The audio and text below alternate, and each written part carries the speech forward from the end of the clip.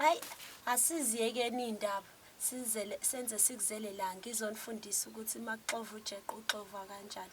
Njengoba ke zakwethu senibonile ukuthi sengufakile uflour, sengizofaka i-yeast yami, ngifaka usawoti, ngifaka ushukela bese ngithela amanzi bese ngiyaqala ukuxova.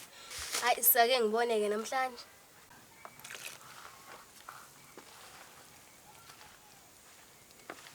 Manje amanzi wafaka abe maningi noma uzokwenza njani?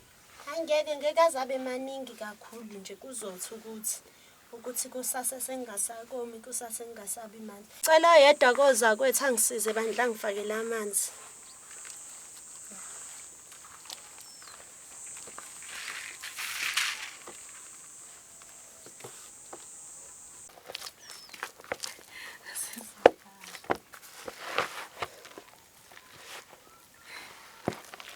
Njengoba nibona ke boza kwethu ukuthi inhlama yethu ithanda ukuba amanzi, kuzomela ukuthi singeze ngomunye uflour. Kahle usile. Yini nje osuyenzile la? Awu kahle bona kahle ngibona ndamanzi engithayile indlela yonke. Hawu kahle. Ngisho.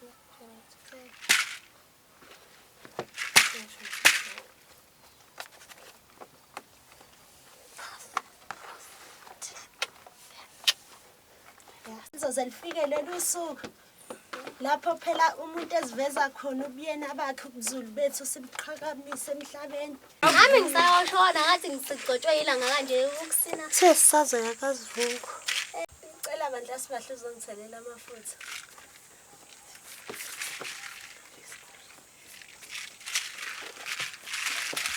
Amafutha ke sesiwafakela ukuthi ujeqe wethu noma sowuvusha ungabi into eqinile.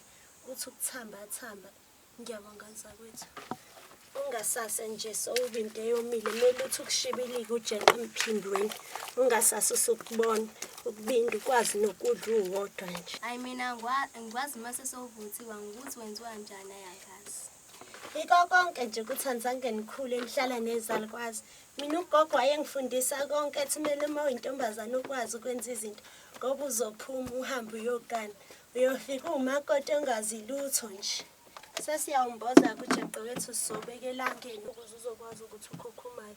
Uzimele enye into kumele simele sigade kulo jeqe lo ukuthi awuhluthuki ngoba wahluthuka uzoba muncu ngekusadleka kahle. Enye into kumele siyiqikelele le ebaluleke kakhulu uma sixove ujeqe. Hayi impela kuningi isifundo.